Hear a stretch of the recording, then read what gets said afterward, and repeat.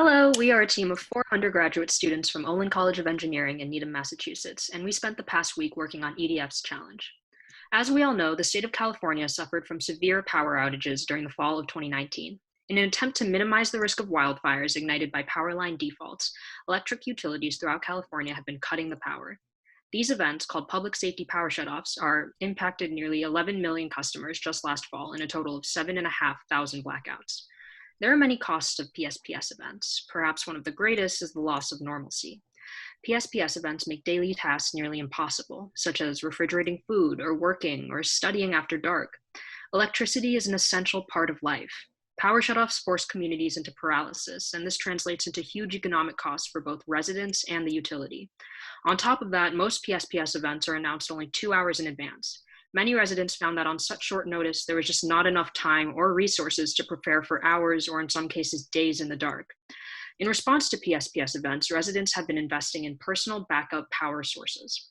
The most affordable option is gas generators, but those pose major health and environmental risks. Some residents have also invested in solar power, but even those who can afford to often lack battery storage systems to support them when the power's out.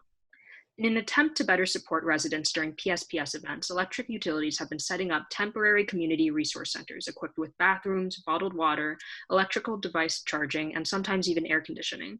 But these temporary setups are failing to meet many needs. For one, there isn't enough. During SCE's biggest shutoff, which affected 300,000 people across 5 counties, only 3 charging stations and 2 community centers were open up. There have also been multiple complaints about the facilities being non-centrally located, difficult to get to, overcrowded, and underserved. It's clear that the majority of people do not have the budget to invest in clean backup power. It's also clear that current community resource centers are lacking in number, convenience, and service. California residents are in desperate need of better access to resources and better communication of PSPS events. For a solution, we chose to focus on Los Angeles since it has experienced more outages than any other city in California. LA also stands at the forefront of sustainable development goals and is more likely to approve a program that would increase the amount of renewable energy sources in the city. Due to the time and resource constraints of this project, we made key assumptions. Firstly, PSPS events will continue to occur with increasing frequency as climate change worsens a wildfire-prone climate. Secondly, utility companies will need to create more community resource centers in the future as PSPS events occur more frequently. Thirdly, the maximum number of people impacted in Los Angeles during a given PSPS event is 15,000 customers. This number is based on historical records, which show that even during days with frequent power outages, up to 12,700 customers are impacted. There are 2 parts to our proposed solution.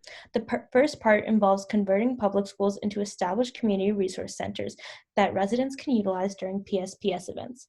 As PSPS events occur with increasing frequency, it makes them less financial sense for utility companies to set up and take down makeshift community resource centers rather than having established centers that can easily be activated and deactivated. We're proposing using public schools as a community resource center because they already have a lot of the amenities a resource center would need, such as bathrooms, Wi-Fi, charging stations, etc. They're also located in central residential areas.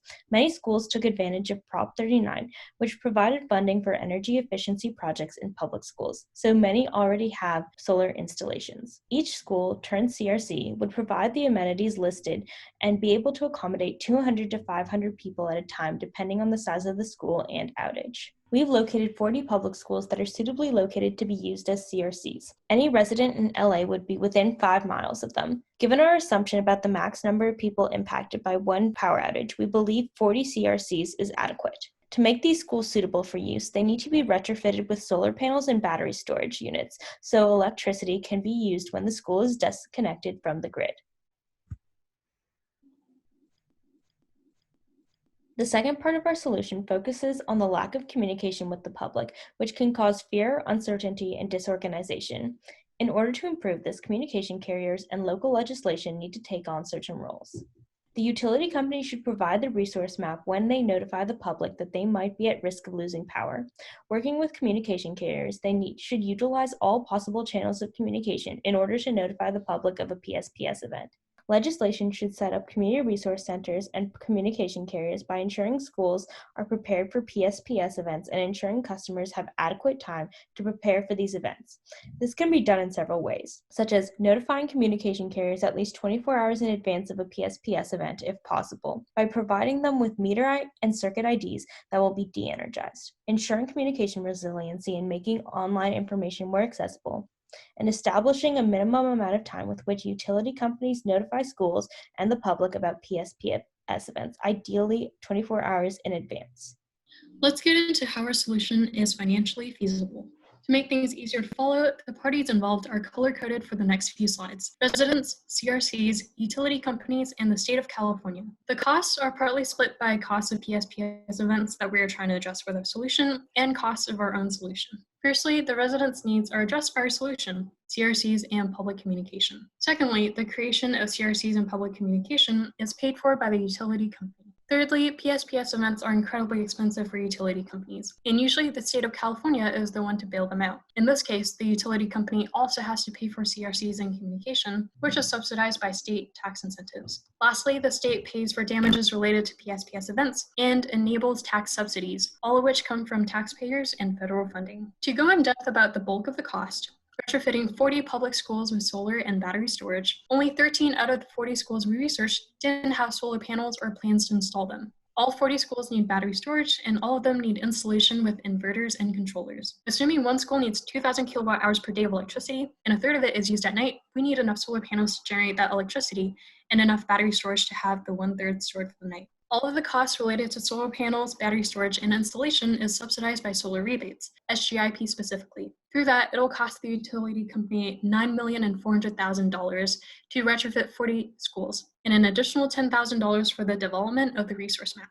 The cost of staffing resource centers should already be budgeted by the utility company, since they need to staff temporary centers every time PSPS events occur. The total cost of our solution is a drop in the bucket compared to the operating budget of a typical utility company. In addition, our solution's costs are mitigated by short-term and long-term benefits. CRCs get free installation of renewable energy, which is beneficial for cheaper electricity in the long run. The utility company doesn't have to create and staff temporary resource centers anymore and gets added stability to the grid as CRCs act as distributed energy resources, which help decrease demand charges. They also get less lawsuits from affected customers by reducing their pain. The state of California pays for less bailouts of utility companies and invests in the future of decentralized energy. Residents, the main focus of our solution, are able to get easy access to critical resources during PSPS events, thus reducing their pain and discomfort. In the long run, our solution is incredibly beneficial for the future of renewable energy and decentralizing energy, which serves all residents in that it mitigates the occurrence of power shutoff events. Thank you so much for your time.